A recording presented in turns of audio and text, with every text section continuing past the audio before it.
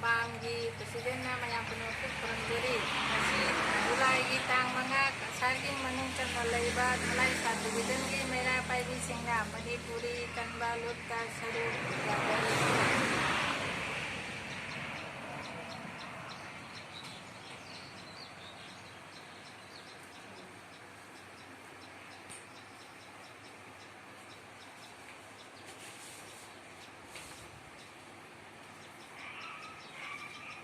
Tangjam ongbi sana thoi debi ngasi kamanghada dharna phami basi maya pabi lup mari amana awapali nising khubamgi ining thau gambi se maharaj nising mari lup manga na ngasi dharna phamjari Manipur da hoji hoji thoiba ihausi shanti poroknabagi damakta Manipur gi phibam kaiba jaroi haiduna akhoi mayam mera pabi lup mari na lauri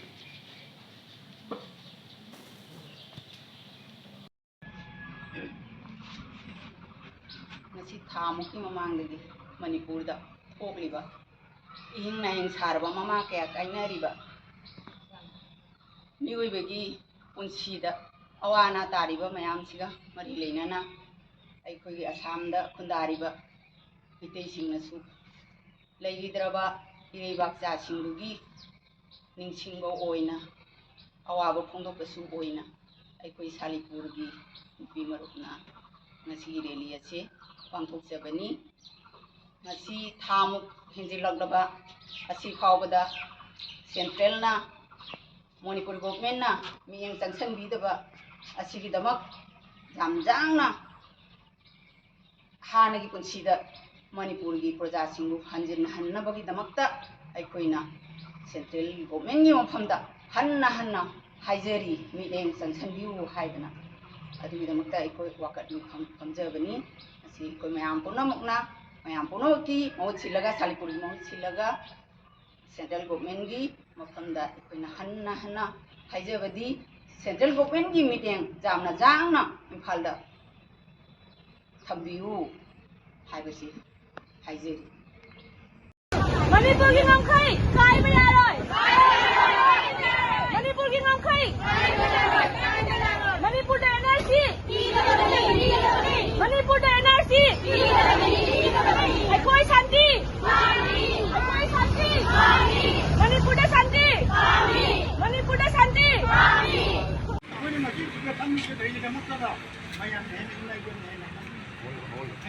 Estado con el ching.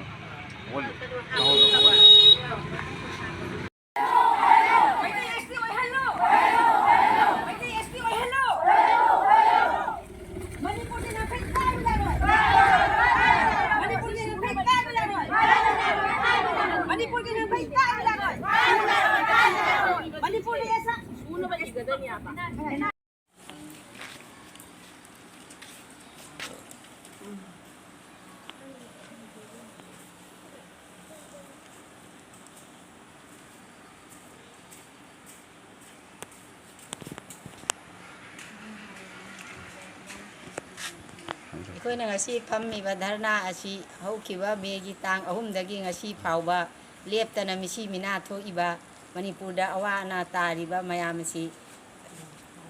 ꯑꯃꯨꯛ ꯍꯟꯅ ꯊꯣꯛꯇꯅꯕ ꯍꯥꯟꯅꯒꯤꯒꯨꯝꯅ ꯏꯪꯅ ꯇꯞꯅ ꯄꯥꯟꯅꯕꯒꯤꯗꯃꯛꯇ ꯑꯩꯈꯣꯏꯅ ꯊꯝꯖꯔꯤꯕ ꯙꯔꯅꯥꯅꯤ ꯇꯧꯔꯒ ꯁꯤꯂꯛꯄ ꯀꯨꯀꯤ ꯍꯥꯏꯔꯤꯕ ꯂꯨꯞ ꯑꯁꯤꯅ ꯑꯩꯈꯣꯏꯒꯤ ꯃꯩꯇꯩ ꯍꯥꯏꯕ ꯖꯥꯇꯤꯗ ꯍꯥꯏꯕꯗꯤ ꯃꯈꯣꯏꯒꯤ ꯇꯣꯉꯥꯟꯕ ꯂꯩꯕꯥꯛ ꯑꯃ ꯄꯤꯌꯨ ꯀꯨꯀꯤ ꯂꯦꯟ ꯄꯤꯌꯨ ꯍꯥꯏꯕꯗꯤ ꯀꯨꯀꯤꯒꯤ ꯑꯣꯏꯕ ꯇꯣꯉꯥꯟꯕ ꯑꯦꯗꯃꯤꯅꯤꯁꯇ꯭ꯔꯦꯁꯟ ꯁꯦꯄꯔꯦꯠ ꯑꯦꯗꯃꯤꯅꯤꯁꯇ꯭ꯔꯦꯁꯟ ꯑꯃ ꯄꯤꯕꯤꯌꯨ ꯍꯥꯏꯕ ꯍꯥꯏꯕꯗꯤ ꯃꯣꯏꯒꯤ ꯇꯣꯉꯥꯟꯕ ꯂꯝ ꯑꯃ ꯄꯤꯌꯨ ꯍꯥꯏꯕꯅꯤ ꯑꯗꯣ ꯇꯣꯉꯥꯟꯕ ꯂꯝ ꯑꯃ ꯄꯤꯌꯨ ꯍꯥꯏꯕꯁꯤ ꯆꯨꯝꯅ ꯃꯔꯤ ꯂꯩꯅꯕ ꯁꯔꯀꯥꯔꯗ ꯄ꯭ꯔꯥꯏꯝ ꯃꯤꯅꯤꯁꯇꯔꯗ ꯅꯠꯇ꯭ꯔꯒ ꯄ꯭ꯔꯦꯁꯤꯗꯦꯟ ꯑꯣꯐ ꯏꯟꯗꯤꯌꯥꯗ ꯅꯠꯇ꯭ꯔꯒ ꯆꯤꯐ ꯃꯤꯅꯤꯁꯇꯔꯗ ꯅꯠꯇ꯭ꯔꯒ ꯃꯐꯝꯗꯨꯒꯤ ꯂꯩꯔꯤꯕ ꯗꯤ ꯁꯤ রাস্তায় নেমে গেছে মণিপুরে শান্তি স্থাপনার জন্য।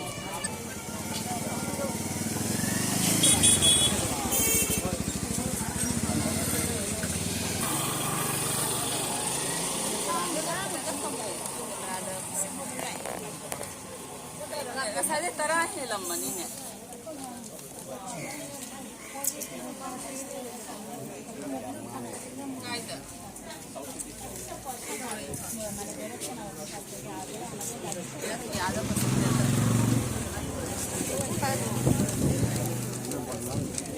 আমার তো হিন্দি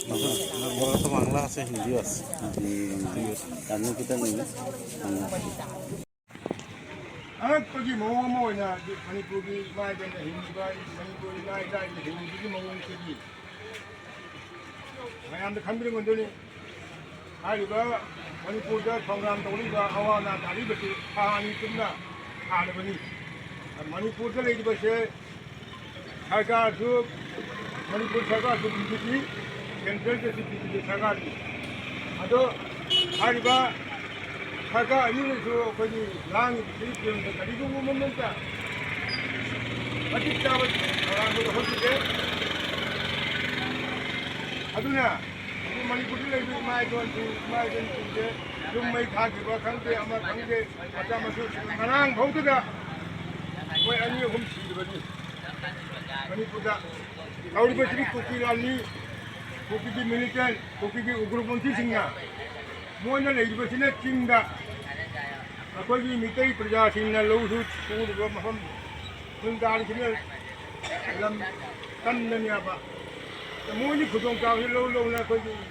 जम प्रजा सिंगा मोइना तापना कोटा नि कामा जांगिरम सु एलाबा अजवान नि सिरबो मितई तो अहोम जोगा असि कोन खंदिरबसे औ तो धनी ममांगा अखोई और बराबर फमदना मणिपुर कन्वर्ल लूप होना लूप में सेमदगी अखोई कासाद लेजिबा अब आसाम ने लेजिबा मितई खुनाय पदमंगना असी वकन मिकम से खमदना भारत के राष्ट्रपति प्रधान राष्ट्रपति दा मुर्मू दा नुपीनी राष्ट्रपति से हेजे भारत के राष्ट्रपति से द्रौपदी मुर्मू ना माई मफमदा अखोई ने दिन साइन लौरिबा तो तौरिबसे को बिना गांधी दसु लौरिबनी मैं लिखा तो सिंगर बंदसु मैफम प्रमुख मणिपुरी कोई मितई सागै ने ताबा आसाम ले मिपम कोग मन मसेगी ये सु कोमगा राष्ट्रपति मफमदा हजी हजी कोई खुनाइदा अवाना तारिबसे थुन जांग मसे सिंजु अत्रबदे कोई प्रमुख से अवाना दा तादा जामना मरांग हो बाय बदु बता रहा है राष्ट्रपति मफमदा राष्ट्रपति कोई सिगरेट थागनी जिन्नागनी देजो मेरा कायदेसु सिंगर बंदसु अदोगी मसिगी मिफम मसिगी महौदवना इन हंजरिबिसना मणिपुर सनालेबगन सियाना कया मायोकनदुना तुम्हम चाफम खंगदना तंदु लेतादना लेइबसिंसिबु इंथहनबिउ हाइबगी वकत विफम हमजबनी मरम असिना भारत सरकारना हारिब तंदु लेताद्रिबा इंफम चाफम खंगना अवा अना केव मायोक्तरिबसिबु इंथहनबिउ हाइबसि इखोई नोंगिन एनजीओ की मागिदगिसु नोलुकना हन्ना हन्ना टेंथाजबगलना निसिंगजरी थागचे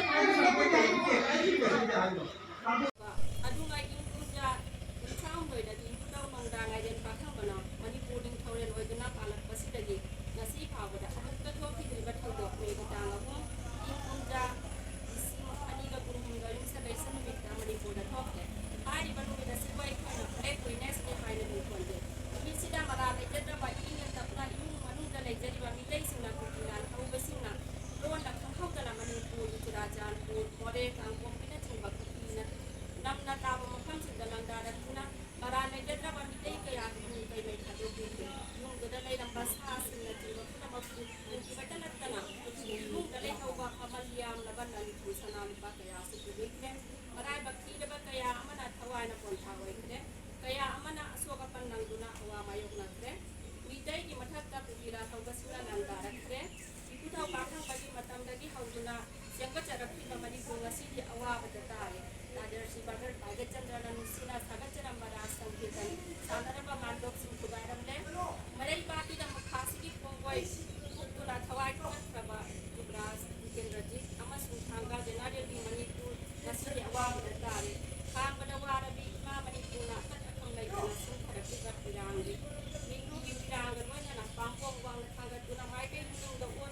ꯃꯆꯥꯁꯤꯡꯕꯨ ꯈꯨꯂꯥꯡ ꯇꯣꯏꯅ ꯀꯧꯔꯛꯂꯤ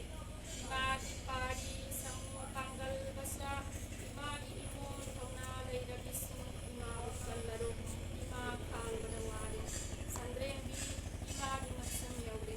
개만이고 이마기 동나하는 마차수 나시기 거라도 이마고 갈리러스 이마기 미꾸라지 하리바 비랑 땡코꾸라스 거다가시고 마게 탐제라가 아삼다 푼다리바 머니푸리 승나 머니푸리 건발룩 마갈 하이나 눈콜바 kaya na pullaga siyambat asina iyaki mutsinguna wabatara ba manipuri iyaksingu ang mamateng pangge siguna tungkurali iyana luk asina musikyo amasung mateng pangbiyo awabatara ba singu kanna patidama ano sumateng bibirang bajay atubu ilayback tidamak ilayback jasingi awaba asiyo asisuloy di kanina magkaw na amok nasiyam di tengkang hindi na panolita idol manipuri mana yay kare aduga account di tanda siya di mateng bibila da basinso na account di banking min panjage Central Bank of India collateral branch kasarasa account di min atau ba singlo account number 3673719392 IFSC codes number su SBINO 282683 aduga luksigi yurtsinguna Khawdang Pujari Bojasing Rajkumar Salahar Chairman Makal mobile 70022777291 Seram Heraji Convener Makal mobile 7086023979 Makal na Pakali Bathabak Khawdang Pudingmakta Aikoi Single One Part for the Laiba Maida Paibi Manipuri Muslim Maida Paibi Samstana Sabachari aduga bainana makam sedalai diba group pudingmak member pudingmak na aduga part 40 part 40 GP secretary GP president aduga members sing aduga BDP secretary sing una makna matyang pangling sabachari ꯑꯩꯍꯥꯛ ꯃꯥꯏꯕꯝ ꯑꯣꯡꯕꯤ ꯃꯦꯝꯆꯥꯁꯤꯡꯅ ꯂꯥꯏꯔꯦꯝꯕꯤ ꯃꯩꯔꯥꯒꯤ president ꯑꯣꯏꯅ ꯊꯧ ꯄꯨꯖꯕꯤꯅꯤ ꯑꯗꯨꯒ ꯑꯩꯈꯣꯏꯗꯤ ꯀꯃꯔꯪꯒꯥ ꯈꯨꯟ ꯑꯁꯤꯒꯤ part 1ꯒꯤ ꯃꯩꯔꯥ ꯄꯥꯏꯕꯤꯅꯤ ꯀꯣ ꯑꯗꯣ ꯑꯩꯈꯣꯏꯅ ꯉꯁꯤ ꯐꯝꯖꯔꯤꯕ ꯙꯔꯅꯥ ꯑꯁꯦ ꯀꯨꯀꯤ ꯃꯤꯂꯤꯇꯦꯟꯒꯤ ꯃꯊꯛꯇ ꯀꯨꯀꯤ ꯃꯤꯂꯤꯇꯦꯟꯕꯨ ꯀꯦꯟꯗꯦꯝ ꯇꯧꯕꯒꯤ ꯃꯊꯛꯇ ꯑꯩꯈꯣꯏ ꯐꯝꯖꯔꯤꯕꯅꯤ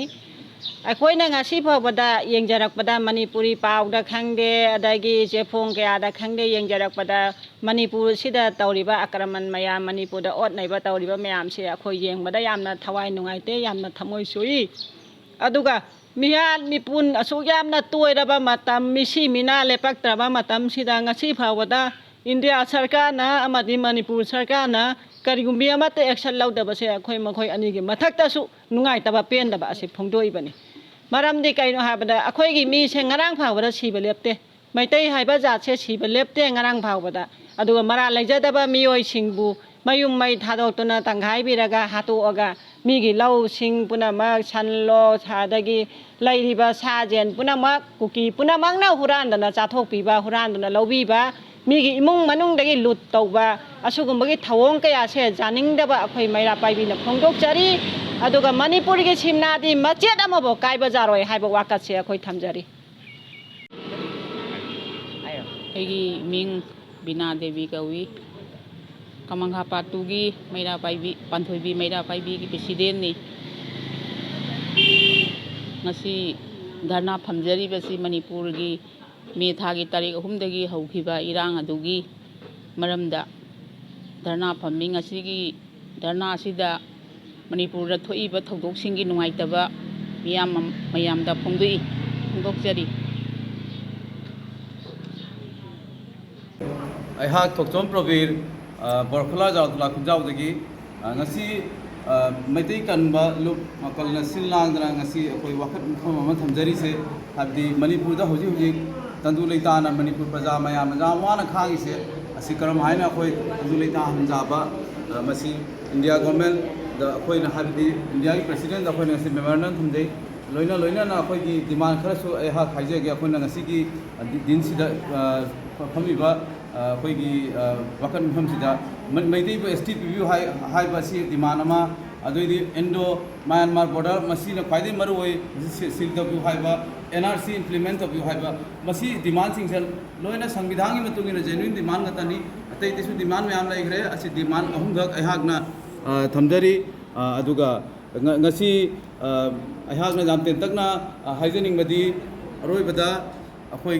मणिपुर की प्रजा मयाम ngasi jamna awaba nangna tandu leita dana leiri base masi isonu chambibo isonu aduga India government amasu Manipur sarkar na masi kramhaina tandu leita na Manipur ki praja mayam se amkasu tapna ingna hingbang ambagi matamdo amhanna lakchasanu haina lakchasanu isonu ningjari sitang haijaraga ha thamjare pai mayam kramdai जुलाई की तांग मंगा Manipuri कन्वर्लुप organisation से सिनलांगदुना कोई लालांगी मैरा इमा मैरा पाइबी लुपना सिंजा लांगजदुना ngasi Manipur थोगलिबा इरांगसिंग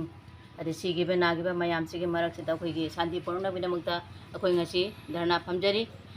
मयामबु अखोइना मोगी दमक्ता सौगतचरी लोइनाना अखोइना central government की मथक्ता appeal तौजनिंगबदी Maggi तांग अहुमदगी हुजिक फावबा चथरगलिबा इरांग असि हुजिक फावबा नेमधबगी केमते solution पोरक्तरी अदना यारिबखै अखोइना appeal तौजनिंगी अखोइगी Manipur की सक्तम कायबा यारोय NRC चलनबियु अदुगा कुकी सिंगदगी अखोइसु लौथोकबियु मणिपुर सक्तम कायबा यारोय अदुगा तुंगदा होरकदोरिबा इचने नाउसिंग इचासिंगसे तुंगी खुनागी युम्बिरेन ओइगदबनी मखोइगी पुंसी कयामा पिखमनगरबनी अदुना यारिबखैदि अथुबा मतमदा शांति पोरनबिरौ मची हाइजरगै मणिपुर की गंखई मणिपुर की गंखई सारा सांगी मणिपुरी कनबलु मकलना सिंबीदुना कसारा सांगदा खुंदारिबा मणिपुरी सिंगना सिट इन प्रोटेस्ट पीस नसी छातला नारिका पानपुइबी मैरा पाइबी लुपना पीस तौबदा सगतरी मणिपुर की नौकरी काय बजाले मणिपुर की नौकरी काय बजाले मणिपुर की नौकरी काय बजाले मणिपुर दसु लोकप्रिय मणिपुर दसु लोकप्रिय मणिपुर दसु लोकप्रिय ओइ चिंगोन ओइ वांगा में लुनी वीडियो लोनी तो लो जाओ रे नु करी ngang औना मसाई के अफम मदम बाय मसु हमारे पुलाई ना अफम मदा अफम नहारो में